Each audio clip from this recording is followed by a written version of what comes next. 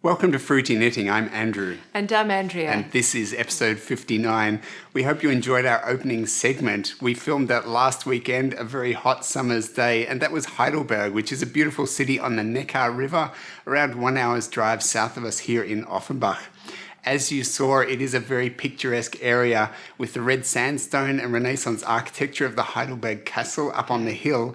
And down in the valley, you could see the Gothic church in the marketplace and the old bridge crossing the river itself. It is a really charming city, so as Andrea has said before, if you'd like to watch it again, go and do that. We'll be waiting for you right here. Yeah.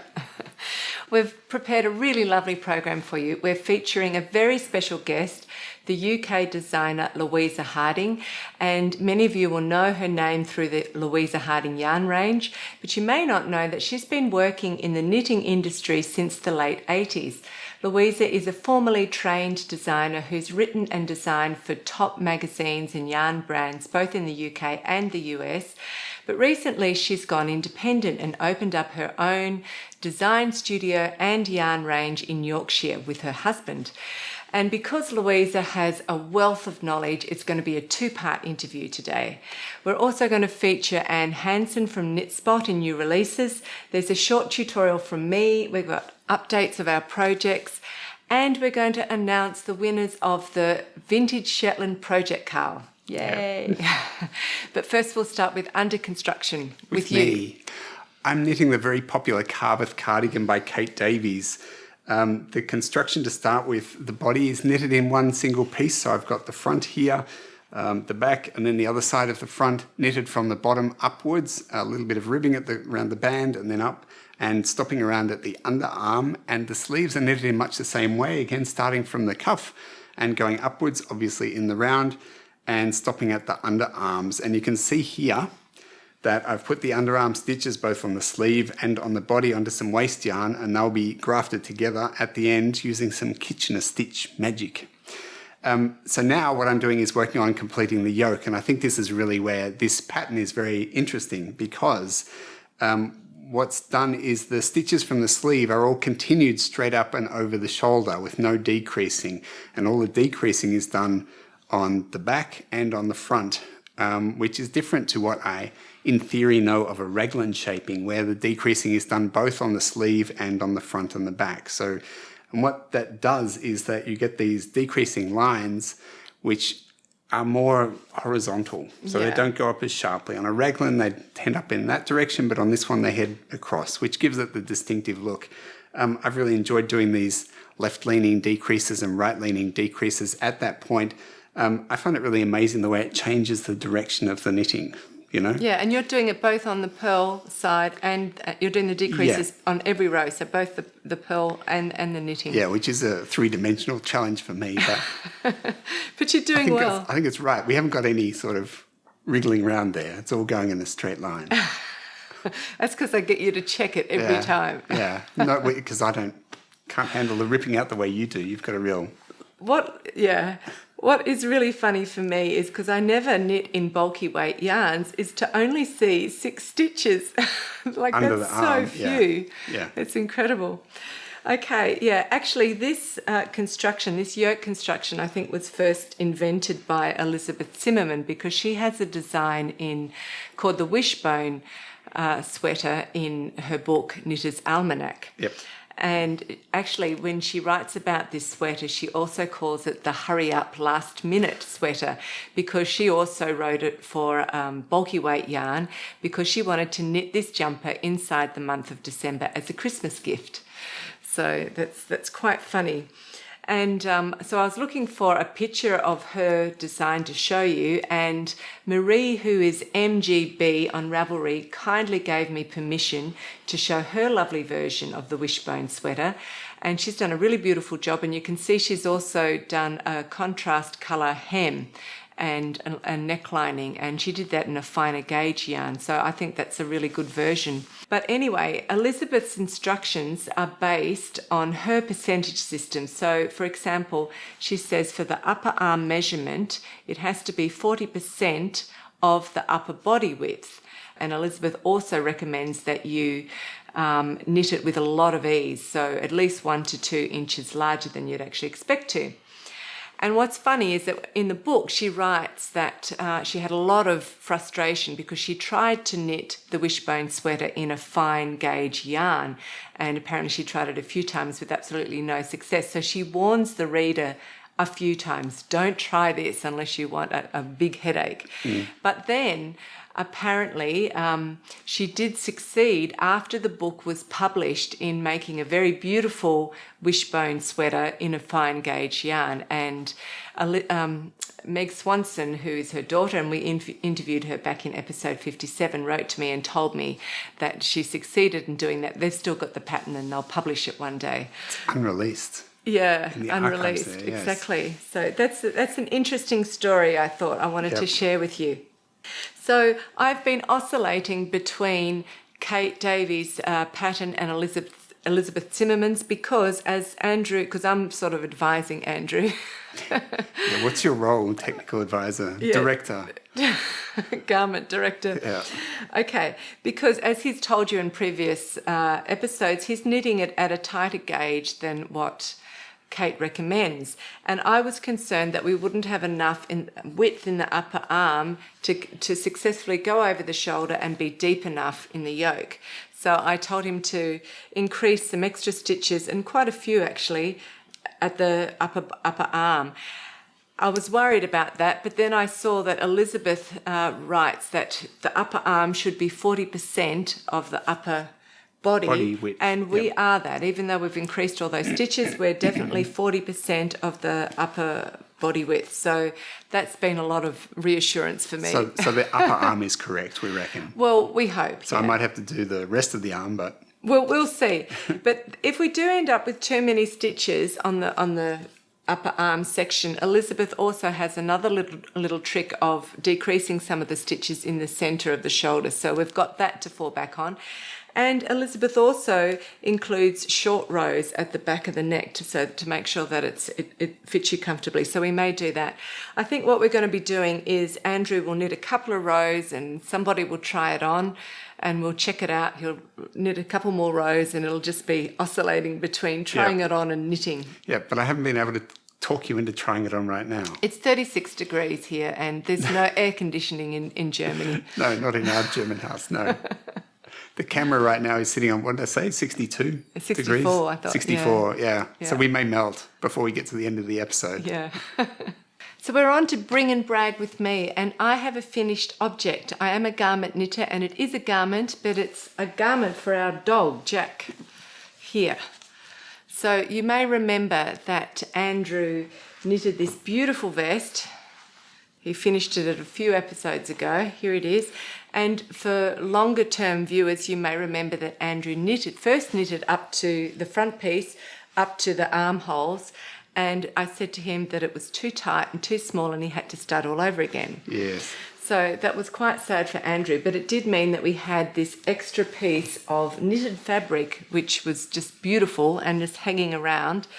So as penance, because it was me who told him the wrong size. The wrong instructions, I thought, well, it's my job to make it into something useful for Jack. So I decided to wing it and make up a dog design. So I have to say I wasn't really inspired. This was more an act of duty than a creative joy. It's an act of love, does at least. Yes. Yes. But I didn't do any planning. I just thought I'm going to wing it, just do it as I go, knit it as I go. So you didn't use the percentage system? No, I didn't. No, next time. You know, my maths is I'm a very reluctant mathematician.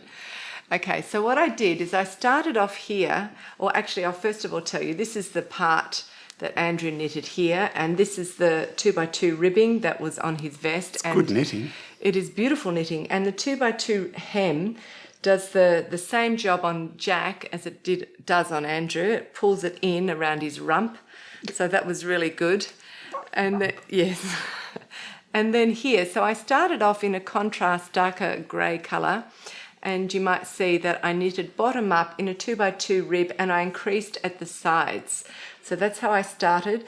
And then I drastically decreased for Jack's front legs, for the holes for his legs, and then I knitted this thin panel up here and then drastically increased to get some width for his upper chest. So then so that dark grey section was just done separately, and then I joined it onto Andrew's knitting with his live stitches, and I did that by doing some short rows. Can you just hold it there for me? Yes. And you might notice here, this section here, that's all short rows. So it's about 6 centimetres of short rows going like this. So I just knitted around and gradually incorporated more and more stitches. And I continued this section on in a 2x2 rib because I needed the extra length to go around Jack's chest here. And when I'd finally picked up all of the stitches in the round, I then decreased to at least half the stitch count, and I did that very rapidly over about 4 rows, and I changed it from a 2x2 rib to a 1x1. And then I thought I'll give him a roll neck, so I did it long enough, and then I ended with just a contrast grey stripe on the top, which I think looks pretty cool. So he's got a roll neck, and there it is there. That's brilliant, Dulce. You could be a doggy designer. Nah, it's not really my passion. Could be a career in it for you. No, but I have made some good use out of your fine knitting. That's excellent. And Yeah. we're going to look absolutely splendid. Oh, absolutely. Well, I've got some footage here to show you of Jack and Andrew in the garden bravely showing off their master and hound matchy vests. Matchy. In the heat of summer. It was probably around 36 like it is today. It's just been so hot. But I'm really thrilled that it fits Jack, and I didn't have to do any ripping or reworking. It just worked the first time, which was great. And it fits him so well. But I think grey probably suits Andrew better because Jack is a redhead and he looks brilliant in green. Jackie's a ginger. Yes, but only a ginger can call another ginger ginger. Oh, is that right? Yes. Okay. Coming up now is part 1 of our interview with Louisa Harding. You'll see Louisa is in her Yorkshire studio, which is very beautiful. I did notice she has a deep, cool blue wall behind her, which I have to say turns my mind to going for a nice swim, which I would love to do right now. Yeah, but enjoy part 1 and we'll see you soon.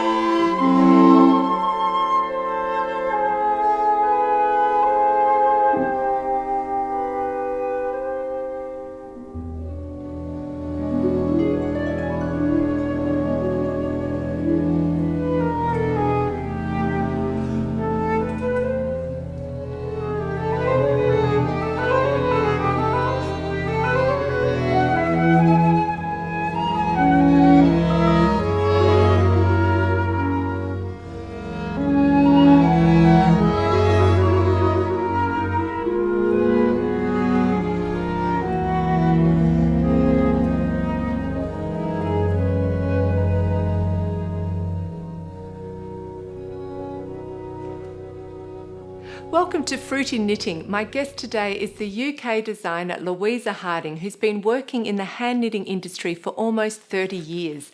Louisa Harding is a big name in the industry, and she's had to constantly adapt herself through all the changes that the industry's gone through, and she'll be sharing some of that experience with us today.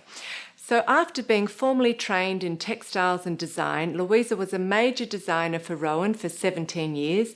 She also created ready-to-wear collections for Europe, the US and the Far East, And in the late 90s, Louisa became the brand coordinator and designer for Jaeger hand knits.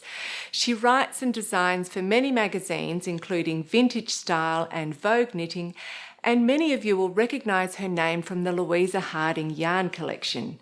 Louisa has recently adapted herself yet again and is now working independently together with her husband in their new studio in West Yorkshire. We are super thrilled to have her on the show, both because of her immense experience and knowledge and because, as you'll soon find out, Louisa is really delightful. So Louisa, thank you so much for giving us your time on the podcast. Thank you, Andrea. That's a lovely introduction. Good, thank you. So, Louisa, can you just fill out my introduction by telling us, as a designer, who were your major influences and how did you develop your skills and learn your craft, and also mention the formal training you did at the beginning of your career? So, like many people, I learned to knit at my grandmother's knee. She taught me to knit. She was always making things, but I'm afraid I was a bit of a not very good student and I got a bit bored of knitting. But she also did lots of sewing, and the sewing really was the side that I was really interested in. But, you know, I did learn the basics of knitting from her. But as a young girl, the sewing was what was really important to me. I really loved that idea of being able to create things from a piece of fabric. And so I think it was about 8 or 9 and I started making clothes out of scraps of material. I was highly influenced by Maria in The Sound of Music, who used a pair of curtains to make all the children's clothes. I loved that idea, and actually my first skirt was made from a pair of curtains from the fabric. So The Sound of Music was hugely influential and also one of my favourite films. Yes, well, it's one of mine too, and I just have to put in a word there for Julie Andrews. She influenced me to become a singer, so there you go. We're both influenced by The Sound of Music. Yeah, it was a fabulous film. So with my love of sewing, I really followed that venture. Almost through my school days, I was always into art, into textiles, and I was very fortunate once I'd finished my traditional schooling at 18 to be able, between 16 and 18, to be able to do more dedicated sort of practical we call them A-levels in the UK. So I did art and textiles and what was called dress. And it was during the time of doing the dressmaking that I learned to do pattern cutting and learned how to fashion draw. I grew up right in the centre of London and was always surrounded by the beautiful museums, the Victoria and Albert and the London Museum, and they had fantastic costume galleries, and I used to spend hours going round those galleries looking at all the clothes, the couture clothes from the 30s and 40s, and looking at all the lovely styling, and I was really very influenced by the sort of detail that people used to have, you know, again, watching old movies, watching the Fred Astaire movies, the wonderful dresses of Ginger Rogers, and how she used to glide across a room, and the cut and the fabric. Those were things that really, really influenced me. And so I was really lucky to be able to do A-level dressmaking, where I learnt those skills about dressmaking and fabrics and different fibres and how everything really comes together. So once I'd done my A-level dress and my A-level art, I then went to college and I did a textiles for fashion degree at Brighton University. And during that time and on that course, I was really very fortunate. It was in the mid-1980s and there was a huge resurgence of hand knitting. Although I didn't primarily go into studying hand knitting, I always thought I would be a printed textile designer because I was very sort of quite fine art orientated with my painting and things. And so as I say, in the mid-1980s, lots of the designers, fashion designers, Kenzo and the likes, were sending hand knits down the runway. And so as a consequence, the yarn companies in the UK decided that they would turn to the students at university and sponsor hand knitting competitions. And so it was really then when I was actually at college that I picked up knitting needles again, because I'd always been sewing up until that point. And a bit like riding a bicycle, once you know the basics of knitting and purling, you actually can continue learning the knitted technique. And it was really during the first year holiday that I decided that I would actually then specialise in knitwear. And I went to my local yarn shop and I bought lots of balls of their kind of remnant yarn, and I got myself a stitch structure book, one of the Harmony stitch structure books. I still use that book till to today. And I just, during that summer holiday, worked my way through all the different stitch structures. Where the pattern said cast on 24 stitches, I would do that and then knit the pattern. And it was while knitting these samples, these swatches, that I actually realised that you could dictate the way a garment was actually constructed by the use of the stitches that you used. So, for example, if you add cables to the centre of a swatch, you would naturally bring the knitting in, and you could create shape, which you could then use from a kind of clothing perspective. As I say, I was studying textiles primarily for fashion, so it was all about garments and clothes at the end of the day. And I really enjoyed that kind of the process, the sculptural process, and how you could actually get the idea of the three-dimensional and, as I say, of the clothing as a piece itself. So that's really sort of where I kind of learnt the skills and got the love of knitting, was when I was at college then. As I mentioned in the introduction, you've been in the hand knitting industry for nearly 30 years. So you've lived through many phases in the industry, and which you've had to adapt to. And you also briefly mentioned some of the focuses that the industry's had. Can you go and just show us a few more of the focuses that the industry's had from the 80s onwards, the different phases that the industry's had, and how you've been in parallel as a designer? So as a designer, once I'd actually finished my second year, I was in a really fortunate position the degree that I actually did had a year out. So we spent a year within the third year of going to work for different companies. And it was at that point that I went to work for Rowan Yarns. And I had a 3-month placement with them. And it was a very, very exciting time to be in the industry, to go as a student. As I say, all the designers were sending things down the catwalk that were really exciting and were hand knitted. And Rowan at that time were the industry leaders. They really were the people that kind of, the company that everybody looked to. And before that time in the hand knit industry, you didn't know who the designer was behind the garment that you were knitting.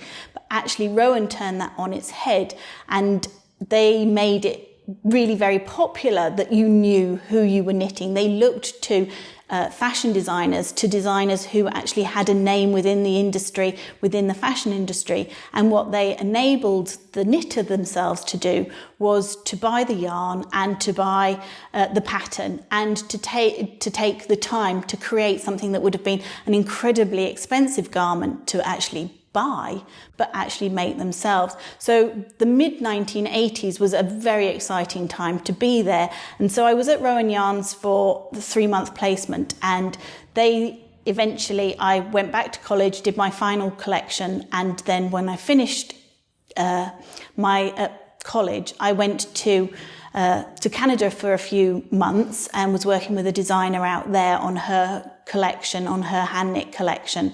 And then when I came back, I was very fortunate in 1990 to go and work for Rowan, initially just to help them out until over the busy Christmas period, and ended up working for them full time for 11 years. And as you say, there was, within that 11 years, there was a big change within the industry.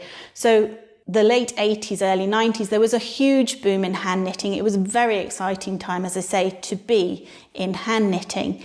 And then almost knitting disappeared overnight, and it was really seen as something that was anti-feminist. It was kind of, you couldn't reach the glass ceiling. It was when women really wanted to get this ideal of being equal in the workplace. And as I say, almost overnight, knitting disappeared. And as a result of that, there was a really downtime, a real sort of sharp drop in what people were wanting from knitting and buying yarn. So this was in the 90s, wasn't it? The late 90s? Mid to late 90s, yes, where people that's were right. thinking that knitting was just too domesticated and they didn't want to be associated with that. It was the power shoulder dressing age, and that really didn't compute with the hand knitting. Yeah, exactly. And before that, it was the real intarsia phase, wasn't it, with Kaif Fassett? Kaif was very well known for his painting with colour, and his garments were absolutely stunning. You know, he could use up to around 54 different shades in his work. So it was, you know, a very incredibly exciting time with how he approached knitting, which was very different from anything that had been seen before. As I say, by sort of the mid-90s, that had completely disappeared. And then in the early 2000s, you went over to the US and you were telling me you discovered a whole lot of different kinds of yarns that sort of weren't really known at the time in the UK. I was part of the design team, which was with Kim Hargreaves and Kathleen Hargreaves, and we ended up designing also for the Peyton's brand and the Jaeger brand. So in the early 2000s, back here in the UK, all the sorts of yarns that I'd been used to were the very sort of traditional yarns, quite traditional woolen yarns, and some acrylics and things. And then I was very fortunate to go and do some publicity out in America in 2004. And I walked into this yarn store where I was doing a workshop, and I just looked around and I was so excited by the yarns. And it was the first time I kind of walked into a yarn store and I went, oh my, those yarns are absolutely amazing. They had yarns that were sparkly and yarns that were ribbons, and I hadn't seen anything like that in the UK at that time. And so that really sort of was a real awakening, and the fact that there was a massive amount of energy about knitting in America in about 2003, 2004. Everybody was, you know, really looking at this industry with so much enthusiasm and excitement, and that was a real kind of coming from the UK where it had been quite sort of a difficult time. This was just like, wow. And I spent more in that yarn shop than I got paid for doing any of the workshops. Okay, so you've been in charge of design, style and photography for both the Peyton's UK magazine and the Jaeger Hand Knits brand magazine. During that time, you were bringing out new collections every 6 weeks and around 100 designs per year. That just seems like a huge workload. So can you just give us a bit of an idea of what your design process looked like during that time, including how you managed the styling and the photography? Because it was all done simultaneously, wasn't it? It was an integrated process. Absolutely. So when you're at university, at college, and you're learning the how to become a designer, they give you various different techniques of how to do this, and one of them is about initiating design. And one of the questions people always ask me is, how can you keep coming up with designs again and again? And as I say, that's one of the things that they teach you at university, at college. So one of the things that they teach you is to make mood boards. So this is a mood board that I did for the very first Louisa Harding Yarns collection, which was called Gathering Roses. And this mood board, essentially what a mood board is it allows you to visualise your ideas. And so that's what this mood board is. So when I was starting the collection, essentially I'd taken some images out of magazines, and that gives me kind of the story that I want to go, the visual story.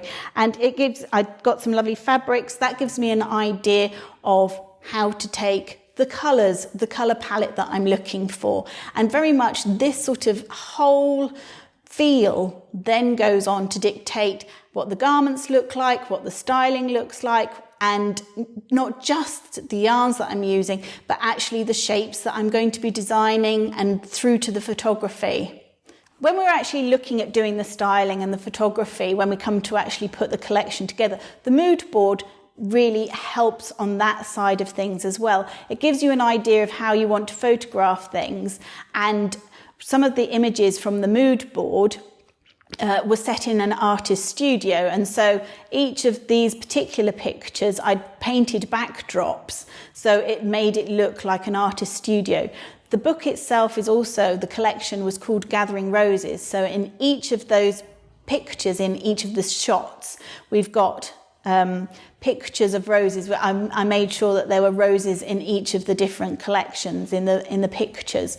So you can see that the mood board very much dictates from a makeup, from a styling perspective, how we're going to approach the photography to the models that we've chosen and the story that we're telling.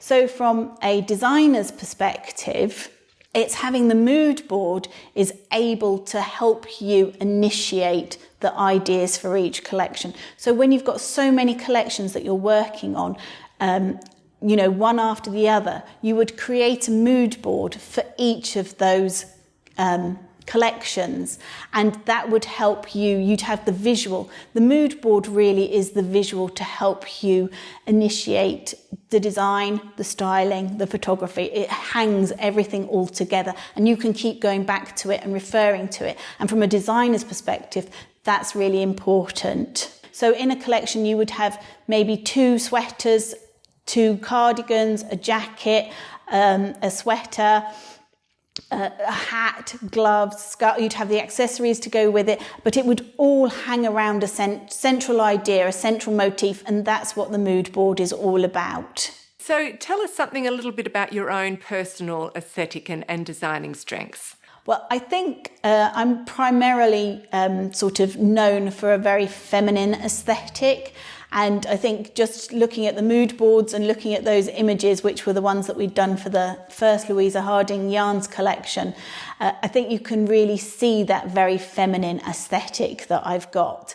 And I think the way fabric fits on a body very much comes back to the dressmaking background that I have. And I love the idea of drape and fluidity. So my design aesthetic is, as I say, very feminine.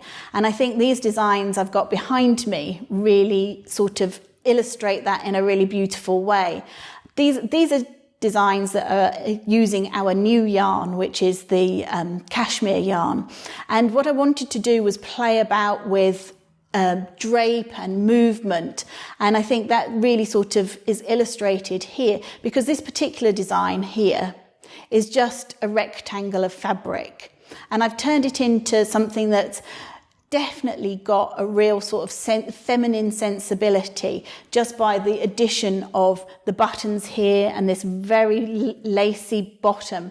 And I've used a much larger needle than you would traditionally use on a lace weight yarn. This is a lace weight cashmere. And because I've used a big needle, that's what gives it the drape and elegance.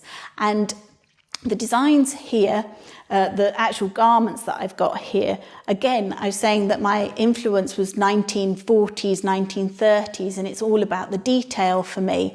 And this particular cardigan here really, for me, is it's so kind of definitely my style. It's very, very simple to actually create because it's actually only an 8-row pattern repeat, but it's that kind of attention to detail, the detail that's actually on the centre fronts, just this like little space that goes up and down, which just gives it a femininity. I always like to use like a little picot edge to give a little bit of detailing, because I think it's those details that really accentuate the femininity. I love cardigans that just have one button that does at the top, because I think there's a sort of something very matronly about hand knitwear that buttons up over bosoms. And I think this sort of, this style really can suit anybody. And for me, it's about that sort of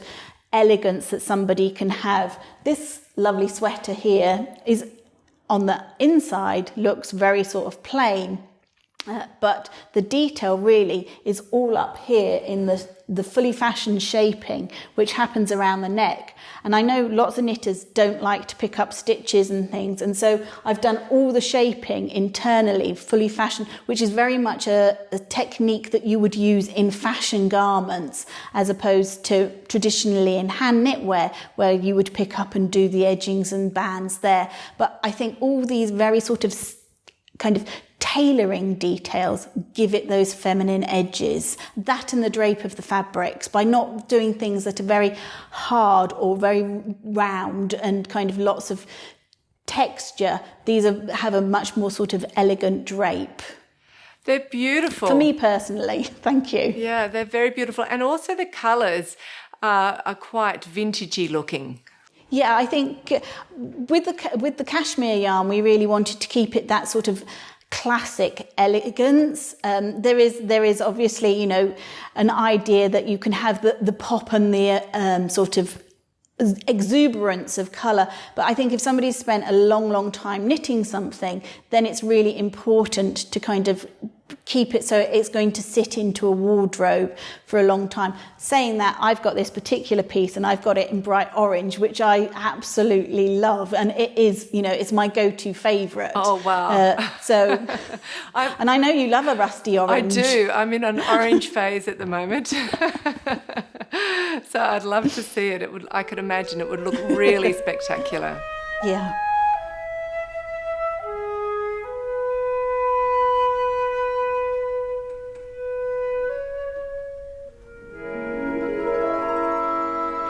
Welcome back. We hope you enjoyed part 1.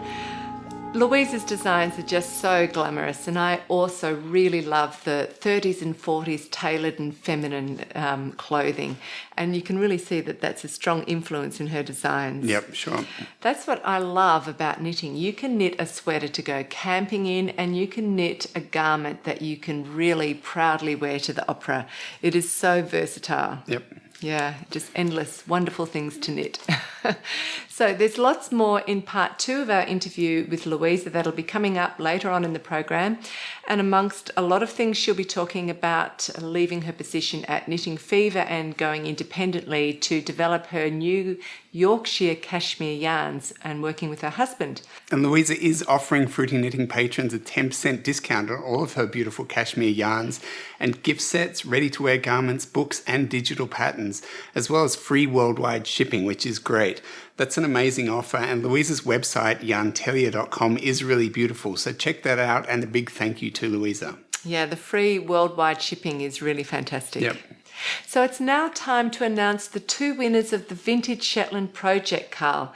So this KAL celebrated the launch of Susan Crawford's wonderful book, Vintage Shetland Project, and I want to thank you all for joining the KAL and contributing with your chatter and sharing your successes and your frustrations, challenges. It's always great to read through that, and it provides a lot of encouragement for other people. I'm sure all of you will eventually finish your projects, and I know it's very hot to be knitting right now, but we did have to put a deadline on. So I want to particularly congratulate all of those who have finished their projects and entered it in.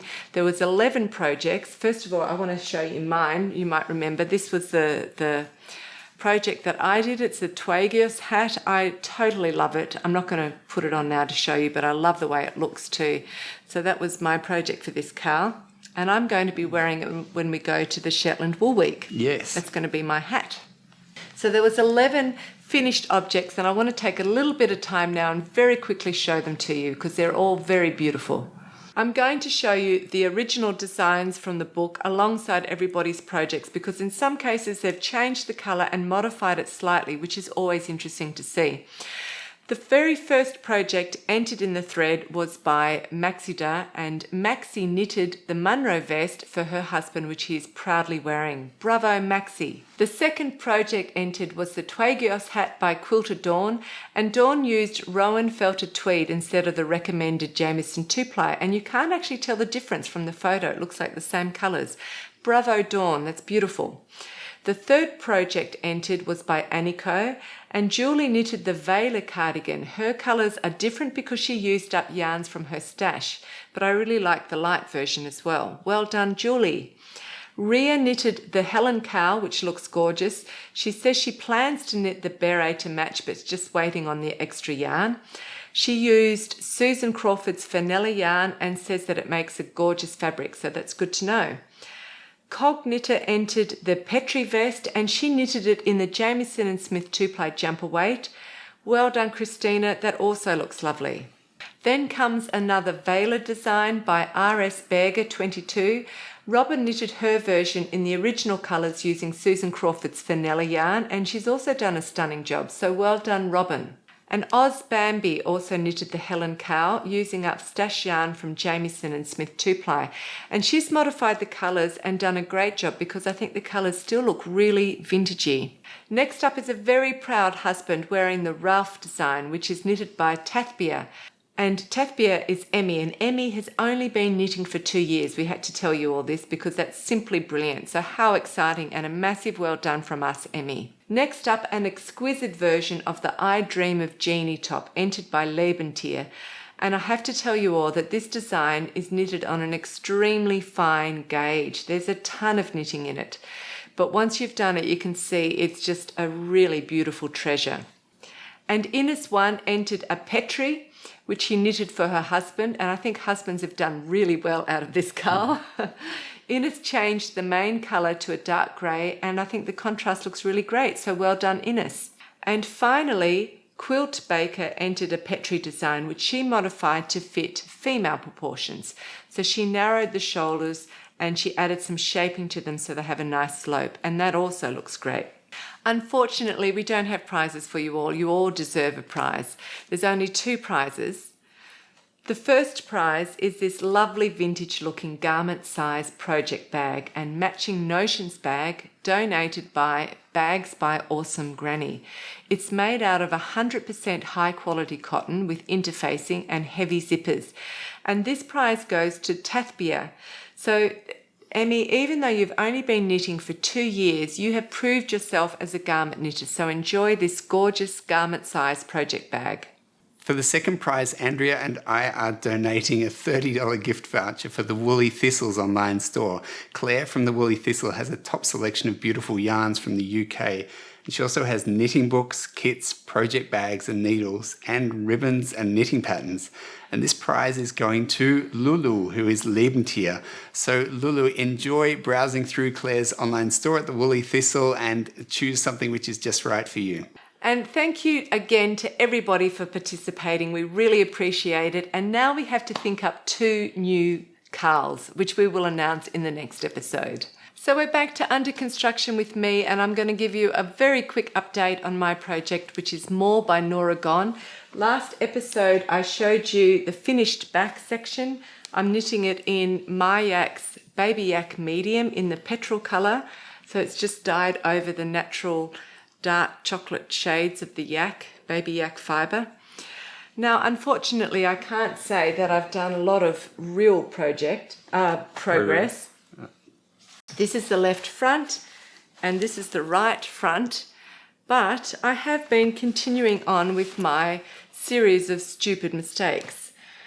I think, like I've said before, the problem is that I'm only knitting late at night and then my mind just blanks out and I'm just doing the most crazy things. So the left front here is knitted actually very beautifully. There's not a mistake in any of the cables.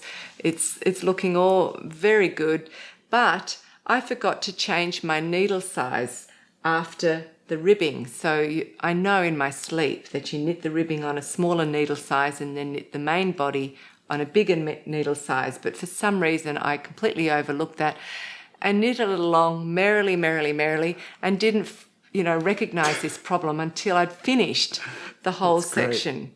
I know, it's so dumb, it's laughable. So it's not going to become another Jack jumper. No. Even though the colour would beautiful. Look stunning on him. But no, the yarn is too precious for me not to unrip it and do it again. And I'm not going to try to make it work by blocking because that's sort of a waste. And And I think, you know, it'll take me 3 to 4 nights, three to four nights to re-knit it, and I'll end up wearing the garment for at least 10 years. So I'll just rip it out without thinking about it and do it again. So that's my sad progress for this episode. Oh, it's character building. It is character. You'll have so much character you won't know what to do with yourself. I know. Anyway, but this one, I can't spot a mistake on it yet. So I think I'm going all right. Can you see that they're different? Yes. Yeah. Yes, Good. definitely. Good. You can see that it's different. So I have shown you how I do simple cables without a cable needle, and but not all simple cable, or not all cables are simple and just simply cross one group of stitches over another group. Sometimes they have multiple maneuvers, but you can still do them without a cable needle. So I thought I'd put a short tutorial together to show you how I do this particularly complex cable, which is the outside of the V, or not the V, the diamond here. And so I hope you find that useful. It's my preferred method is not to use a cable needle because it interrupts the flow of the knitting less. So that's why I like to always try to figure out how to do it. So that tutorial's coming up. I hope you find it useful. Straight after is Anne Hanson in New Releases. In this tutorial, I'm going to show you how I knit the more complex cables without using a cable needle. I love knitting cables without a cable needle because doing so keeps the rhythm of the knitting almost unbroken, and therefore it's more meditative and relaxing. I'm knitting a design by Nora Gon called More, which came out in the Brooklyn Tweed Fall 16 collection, and I'm using the Baby Yak medium from My Yak, which is 100% Baby Yak. Nora Gon is a master of cables, and it's very exciting to knit her highly original and beautiful cable patterns. This pattern is based on a 1x1 rib, and I'm going to show you how I do the thick cable around the edge of the diamond shape without using a cable needle. Here is a diagram of a simple 6-stitch cable which shows you how the stitches will cross over each other in groups of 3. I've numbered the stitches in the order that you would normally knit them off the left-hand needle.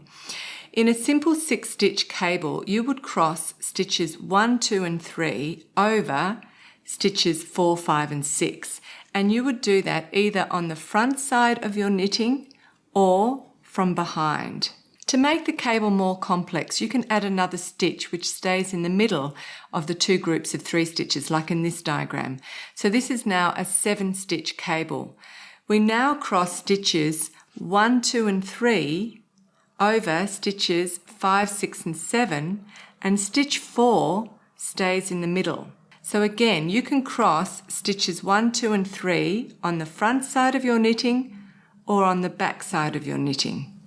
The cable around the edge of the diamond is a 7-stitch cable done in a 1x1 rib, and one of the genius details that Nora does is she makes sure that there are purl stitches on either side of the group of stitches that are crossed over in the cable, and this lifts the cable higher and more dramatically off the rest of the fabric. And one of the reasons I chose this pattern to go with this yarn was that the thick border of the diamond would still stand out even though I'm using a very dark green colour. And also, if you look at the cable, because it's a 1x1 rib, there are actually purl stitches in between each knit stitch column, and this gives the cable even more definition and makes the cable look more ropey. So here's how you do this 7-stitch complex cable without a cable needle. And first of all, I'm going to do it right leaning. So that means I will take stitches 1, 2 and 3 and cross them behind stitches 5, 6 and 7, and stitch 4 will stay in the middle. Because I'm going to pass stitches 1, 2 and 3 behind stitches 5, 6 and 7, I start with my yarn at the front of the work, and then I just slip stitches 1, 2 and 3 onto the right hand needle and stitches 4. They're unworked, they're just sitting there unworked on the right hand needle. Now I bring my yarn underneath the needle to the back of the work, and I'm going to work stitches 5, 6 and 7 because they're the ones that have to be on the far right. Because it's a rib, I knit 1, purl 1 and knit 1.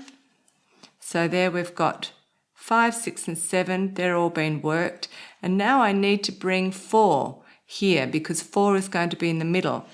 So I go around to the back of my work because 5, 6 and 7 is always going to pass over from right to left. And I put my left hand needle in stitch 4 like that. I bring all of the stitches up to the end of the needles and I pull the right hand needle out of stitches 5, 6, 7 and 4 and then back into 5, 6 and 7. And I've got stitch 4 on the left hand needle ready to be worked. It's a purl stitch, so I'll purl it. So now I've worked stitches 5, 6 and 7 and stitch 4. So now I have to get stitches 1, 2 and 3 and bring them over to the left hand needle to work them. So again, because they're going to move behind the fabric, I put my left hand needle on the back side of the fabric and into stitches 1, 2 and 3 like that. Again, I push all of the stitches up to the tips of the needle, pull the right hand out of all of the stitches and put them back into stitches 5, 6 and 7 and stitch 4. There's the crossover. All of those stitches have been worked and now I just have to work stitches 1, 2 and 3. And that's a knit stitch, a purl and a knit. So that's the right leaning 7-stitch complex cable. Now I'm going to show you how to do it on a left leaning cable. So I'm going to take stitches 1, 2 and 3 and cross them in front of stitches 5, 6 and 7 and leave stitch 4 in the middle. Because I'm crossing in front, I have my working yarn at the back of the work and I slip stitch 1, 2 and 3 unworked onto the right hand needle and stitch 4. And then I work stitches 5, 6 and 7. And again, there are ribs, so it's a knit 1, purl 1, knit 1. And now I have to bring stitch 4 across the front of the work. So with my left hand needle on the front side, I pick up stitch 4. I bring all of the stitches to the end of the needles, pull out the right hand needle out of all of the stitches and back into stitch 5, 6 and 7. Now we're going to put stitch 4 in the middle. It's a purl, so I'll purl it. So we've now worked stitch 5, 6, 7, 4's in the middle. I have to now go back and collect stitch 1, 2 and 3 and I do it from the front side of the work because it's going to cross over on the front. So there, I've put my left hand needle into stitches 1, 2 and 3. You pull it right to the end. Then you whip the tip of the right hand needle out and back into stitches 5, 6, 7 and 4 and then you've crossed over and I knit those. So that's stitch 1, 2 and 3 and that's the left leaning 7-stitch complex cable. So that's an example of how to do a complex cable without a cable needle, and perhaps that gives you some ideas of how to apply this method to any cables that you might be doing.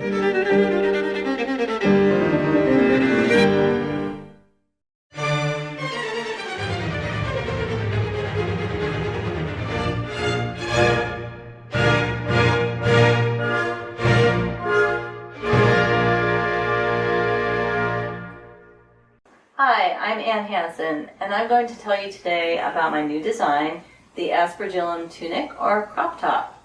This design was inspired by the stitch pattern that it is knit with.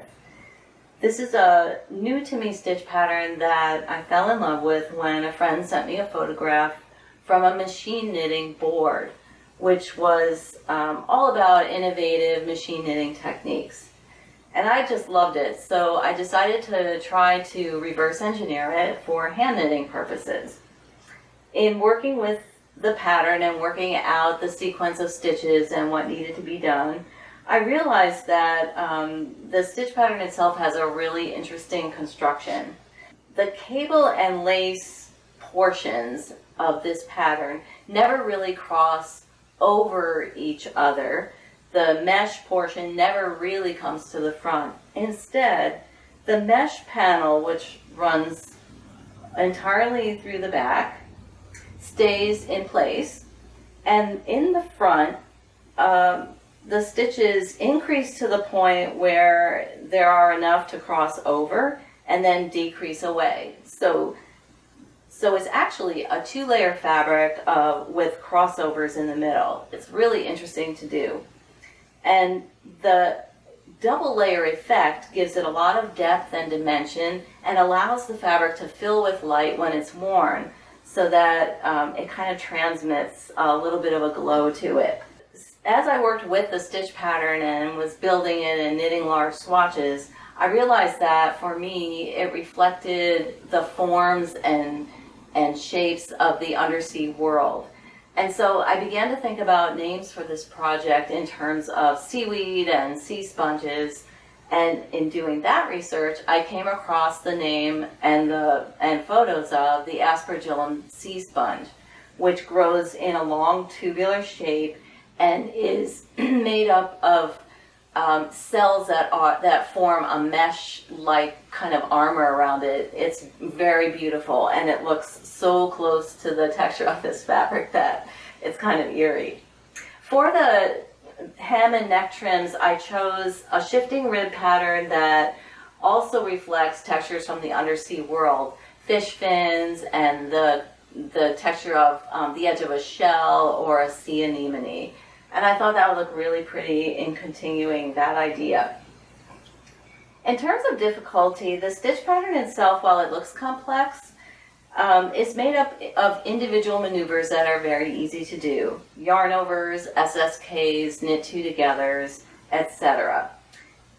You really just, if you feel daunted by it, a little practice will show you a little bit more about how it's made.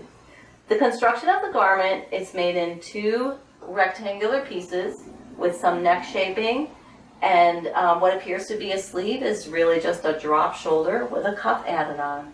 So the garment construction itself is also very simple.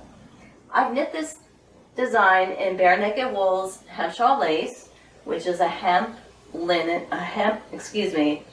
silk, and merino blend, which is very lightweight and cool and crisp to wear in the summer and hot weather. It would also be nice in a linen blend, and I've swatched it as well in our mohair lace weight yarn. That I think that swatch is also incredibly beautiful for a very light, cloudy winter layer. Aspergillum tunic, I would recommend that you try it. Thank you.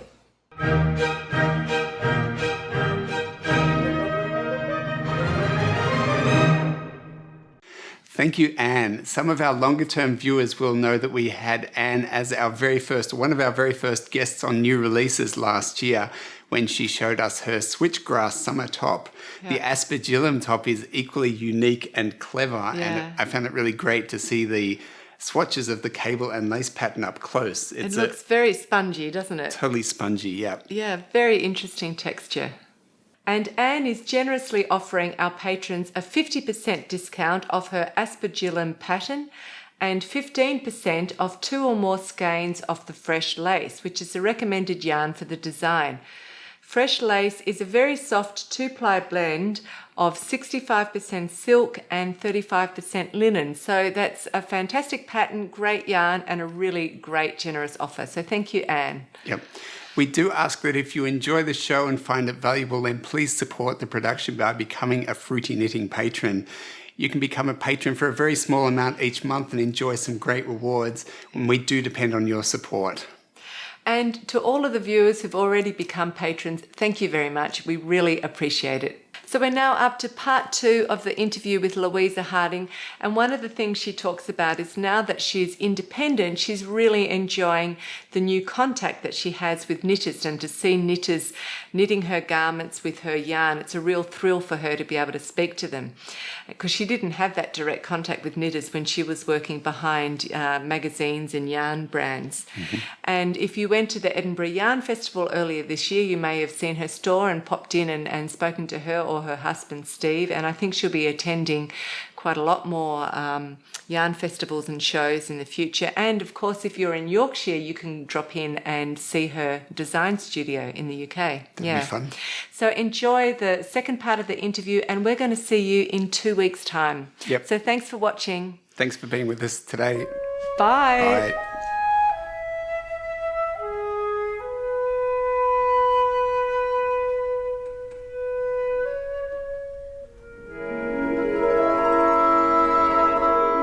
Louisa, you've recently written an article for the magazine Knitting called Seams versus Seamless.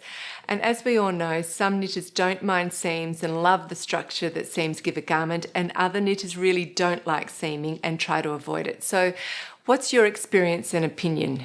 I think traditionally, as somebody who studied dressmaking, seams really are very important to me. And I always think of them as the skeleton of the garment. And I suppose as a dressmaker as well, I love the idea of turning something from pattern pieces into something three-dimensional. And you can do that with seams. Again, looking at the garments of the 1930s and 40s, the knitted garments had seams then, and it was a way of constructing something, so it gave it longevity. And also, when you put seams into something, you can change it as you're going along. So for instance, I've got a little cardigan on my lap here. So when you're doing something that's seamed, you can actually decide when you've got to a certain point that you want to make something longer or shorter. So you can make the bodies longer or shorter. You can make the sleeves longer or shorter. A fitted sleeve head, this is a sleeve cap. You can adjust that as you put it together. I very much treat sort of putting the knitted pieces together as I would putting fabric pieces together. And I've been known to tack something in. I always pin my sleeve heads in.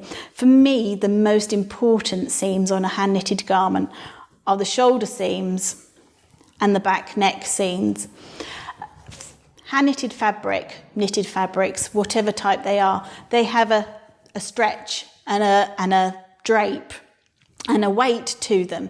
Now, if you don't have seams at the back neck where you've got it's tight here, or you don't have a seam at the shoulder, it means that over time the garment and the sleeves and the bottom of the garment is going to pull. The weight of the knitting is going to pull those. And so by having shoulder seams and a back neck seam, that actually gives the garment structure. And for me, that's really important. Saying that, there are times when you would want to do something in the, backwards and forwards or in the round.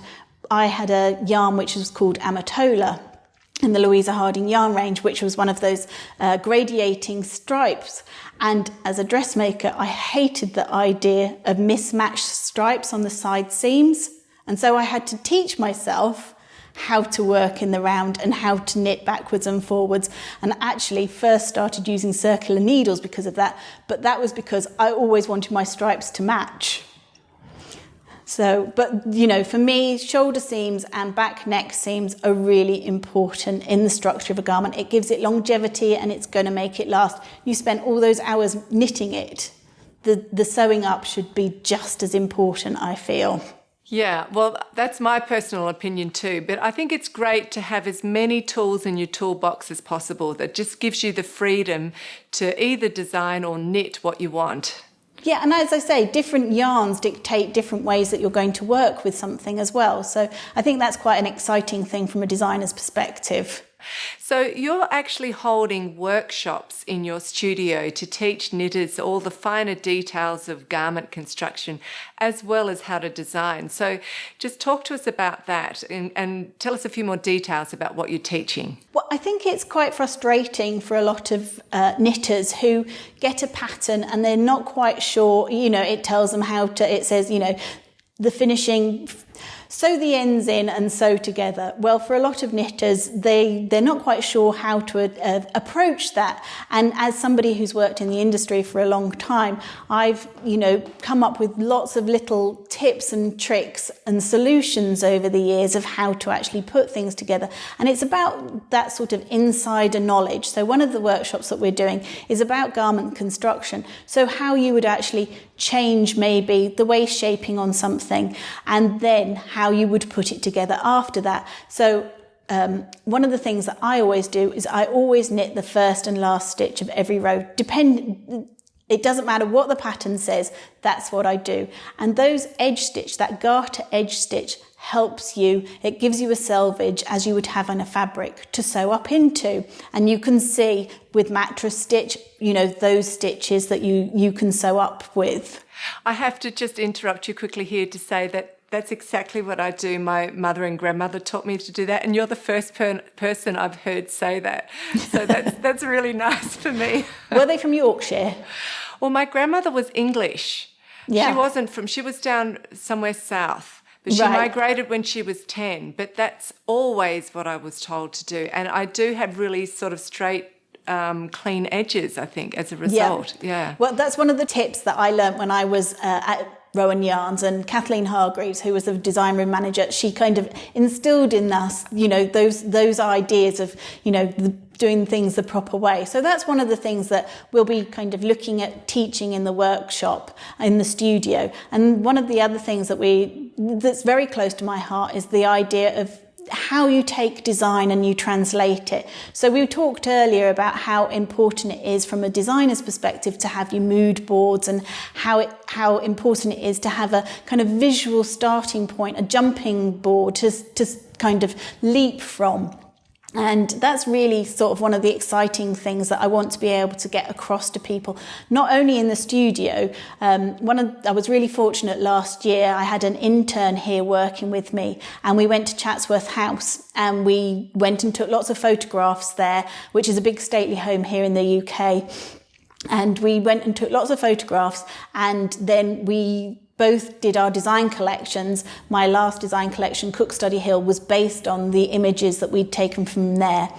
And so I've been really fortunate this year, and in October are doing a workshop where I'm taking people who can come, and we're going to have a tour of the house and then take their inspiration and get over to them how to take inspiration, and so lead them into doing their own designs for shawls and scarves. And that's a really exciting kind of aspect from a kind of creative person, is being able to give people the tools to be able to do those themselves, to actually design and get that enthusiasm for design. And that's kind of visual starting point. So those are the other things that we're going to be looking at, which are studio based and teaching based.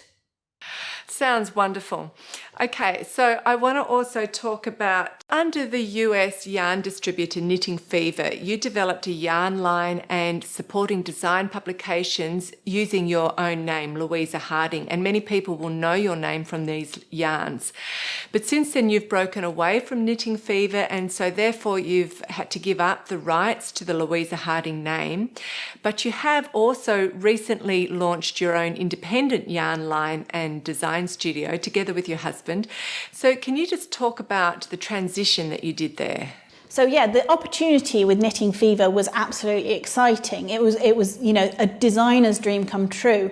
I was given the opportunity not only to choose the yarns to go into the yarn line, to go to Italy twice a year to Pitti Filati and put the yarn collection together, but actually to also do the design side and the photography and put the books together, which I did with my husband Stephen, and that was so exciting. And we launched the first collection, the Gathering Roses, as you saw the book, that came out in 2005, and it was really, really well received.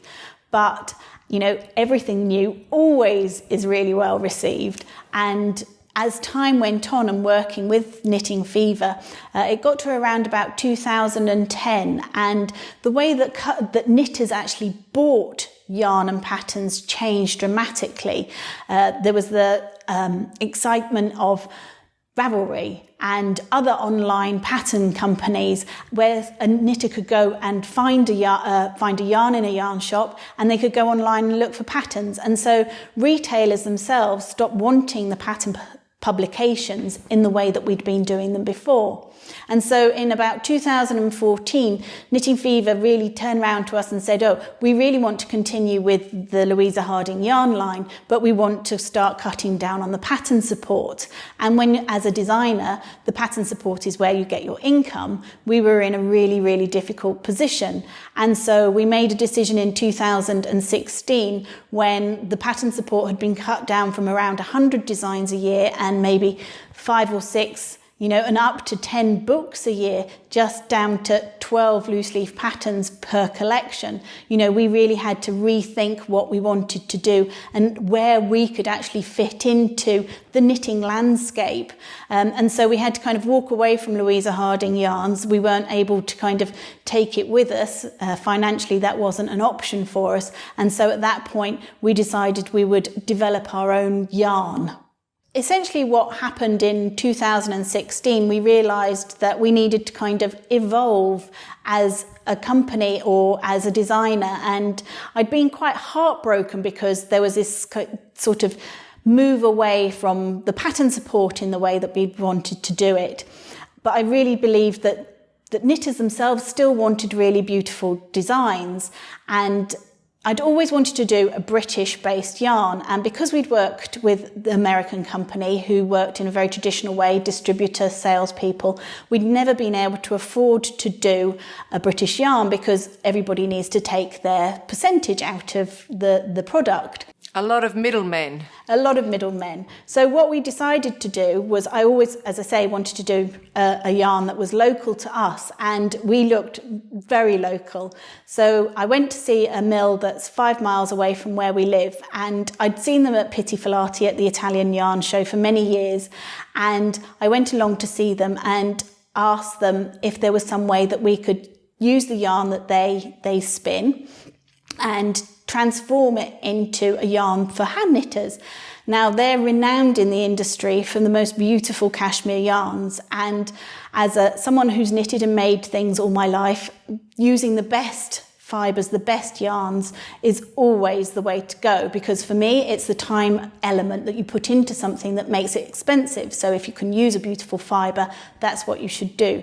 So they're renowned for producing beautiful fibres, and this is the yarn. We have two weights of yarn. We have a DK weight and a lace weight. This is the lace weight, and it has 425 metres on a ball, and the DK weight, which we have bespoke twisted by a company that's been twisting yarns for over 100 years, and this is produced 8 miles away, and then we have it balled in Bradford, which is 20 miles away. So our yarn itself has a very low carbon footprint, and the yarn itself is absolutely beautiful. As I say, the lace weight has 425 metres, which, although it's an expensive yarn, it's a 100% cashmere, it goes a very long way. So this is a scarf that's made from just one ball.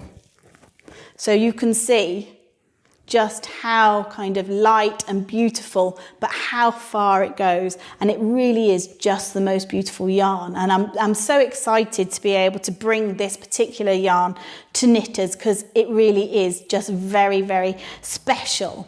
Just tell me a little bit about bespoke twisting, because I think there is a lot of knowledge in spinning and, that we're not always aware of. So what do you know about that? So essentially what we do is we take the fibres, the spun yarn, as it would be sort of spun on cone, and then we take it to the twisters, and they twist it in certain ways that allow the actual the yarns to open up as they're twisted. So you've got Z twists and S twists, and then they put steam in and they burst the yarns, and these actually can totally change the way that the yarn is twisted, can change the way that the yarn actually knits. And so, we worked with the twisters to actually produce a yarn that would be very full. So even though it's a DK weight, it has 212 metres on a ball. So it makes it very light, but it also gives it this amazing drape. And, that's all to do with the twist that you put into the yarn. That's very interesting, because it would mean that a DK weight is about the heaviest I like to knit with, but it would mean that it's still very light and drapey. So that's very interesting. And it also goes a long way. So, for example, this little cardigan and the sweater behind me actually only take 4 balls of yarn. And that means each piece only weighs less than 200 grams. And the shawl behind me is just 2 balls of the lace weight. So that weighs only 100 grams. So from kind of a female perspective, you're not wearing lots and lots of weight on you, but you're getting the warmth from the cashmere, which is absolutely, it's beautiful. That sounds great, and it sounds very, very interesting. Thank you so much for sharing your knowledge and experience with us. We have to finish. Time just flies by. Oh, thank you, Andrea. I'd love to sit and chat and find out so much more. But just to round off the interview, can you just give us a few thoughts on where you think the knitting industry is going, and what have you got in your immediate plans for the future? We're really excited by our new venture, and one of the things that I see in the future and is happening now is our kind of connection that we have to the knitter. And for us now, that's really important. And as a designer who's worked in the past in a commercial perspective, it's very often the side that you don't see, you don't meet the knitters. And for me, that's been the most exciting aspect of it, from going to the yarn shows and actually just talking to people and getting that excitement from them. And it's really amazing when people turn up and they've knitted something that you've designed and that they've made out of your yarn, and you've got that actual connection. And for years Steve had been working with me on the back side of things, doing sort of the layouts and the photography, and he comes along to the yarn shows now, and it's that kind of, now having met knitters, he's so excited about how enthusiastic everybody is and how they really love their craft. And I think knitters, we started off at the beginning of the sort of piece talking about how in the 90s knitting was seen as sort of anti-feminist, and now it's seen as kind of a rebellion, a knitting rebellion. And I think that's where we're going forward. Women have actually taken back, and men have taken back, the idea of creativity, and I think that's really exciting. And digital age has allowed that to happen with yourselves and the knowledge of, being able to go online and find out all sorts of exciting things and what's happening. So I think, it's embracing creativity and technology, and I think that's the way forward that we're going to go. That's so true. And I think it's also from the knitter's perspective, they love being able to come up and talk directly with the designer and hear the personality that's come through the design, and have that connection. Yeah, you're not just a name, you're actually a real person. Yes, absolutely. So thank you so much for sharing some of your own personality with us and opening up and talking about your life and experience, so that knitters can get to know you a bit better and understand the industry a bit better. So it's been absolutely lovely talking to you, Andrea, and I think we're going to both go away now and watch The Sound of Music. Yes, definitely. Okay, so we'll say goodbye to the audience now. Bye. Bye.